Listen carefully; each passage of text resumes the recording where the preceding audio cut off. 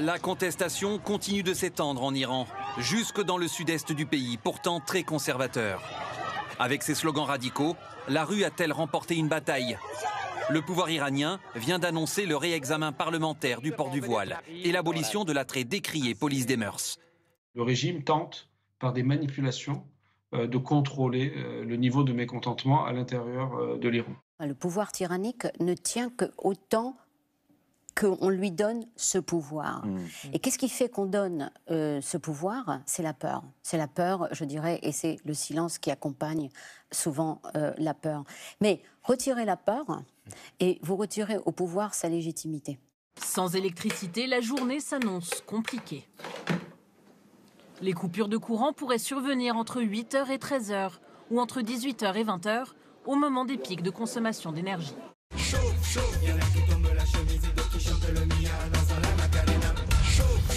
Retourner au stade de la lampe à pétrole, c'est compliqué. Jusqu'à 4 millions de personnes pourraient être touchées au même moment, prévenues la veille à 17h. Juste le temps d'anticiper nos déplacements, certains trains, métros ou tramways pourraient être annulés. Une polémique entre nécessité économique et préoccupation écologique au Grand Bornand. Faute de neige pour une épreuve de Coupe du Monde de biathlon, la station a mis en place un procédé de stockage de l'or blanc. Dans les rues, l'éclairage public sera éteint, tout comme les feux de signalisation. Impossible également de faire le plein, les pompes ne fonctionneront pas. Il faudra aussi garder les enfants à la maison. Sans lumière, ni chauffage ou alarme fonctionnelle, les écoles touchées resteront fermées le matin. Un spectaculaire accident à un passage à niveau dans le Val d'Oise. Un camion-ben percuté par un train et ses 120 passagers. Dans les commerces, oubliez la carte bleue. Je peux vous payer par cash finalement? Les appareils de paiement, tout comme les distributeurs d'argent, seront hors service.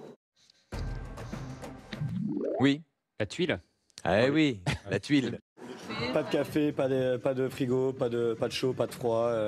Sans électricité pure, on ferme. Les antennes relais momentanément à l'arrêt, nous serons privés de réseau téléphonique et d'Internet. Vous allez partir dans un univers totalement nouveau. Vous vous laissez emporter dans cet univers et dans ce paysage. Et d'abord, je veux ici vraiment clarifier les choses. Pas de panique.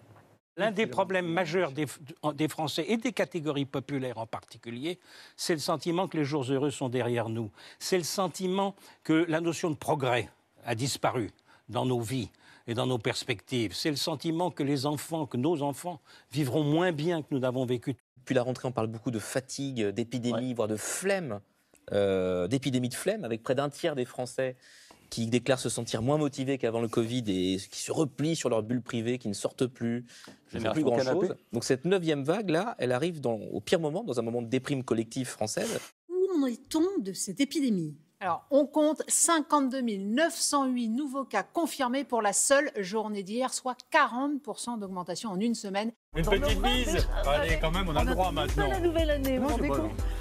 Imaginons qu'on puisse. Ah bah non, arrête. Il y a sur le chien de l'interdiction un petit panneau en disant, enfin un petit, comment dirais-je, un petit t-shirt, on va dire, voilà, pour dire ne pas le caresser. Non. C'est une consigne, alors que vous m'avez dit, moi on peut me caresser, mais ça dépend qui, c'est ça, hein? Exactement.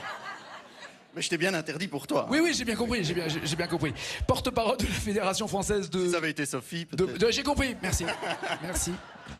Les Français font moins d'enfants qu'avant. En octobre 2022, 1940 bébés sont nés. C'est 10% de moins qu'en octobre 2021. La baisse se vérifie en métropole et en outre-mer, sauf à Mayotte. On a tous en nous encore un petit bout d'enfant qu'il faut protéger. On a dans notre cœur. Ça c'est clair, Nagui, toi t'as un petit bout d'enfant, ça c'est sûr. Non mais en tout cas... Jean-Luc Lahaye aussi. Non, oh, non. Ah non. Mais non. Non. Pourquoi les Français ne font-ils plus d'enfants? Nous sommes allés le demander. Première raison invoquée, la peur du futur. Je me questionne sur quel monde on va leur laisser. Et je me dis, avec les changements climatiques et tout, est-ce que ça sert vraiment à quelque chose de faire des enfants? Eux s'apprêtent à passer 40 jours dans la jungle. Ces volontaires s'envolent demain pour la Guyane. Objectif, étudier l'impact de la chaleur sur nos organismes et les préparer au réchauffement climatique. Ils ont besoin de vous. Et une génération très féminisée, si je peux me permettre aussi. Bravo Exactement. mesdames, merci. Et puis on peut encourager aussi les garçons à poursuivre leurs études. Et... Pas vous mentir, Nagui, ça te donne très envie d'être chercheur quand même. Hein. Mais non, mais toi tu cherches autre chose, toi, laisse tomber.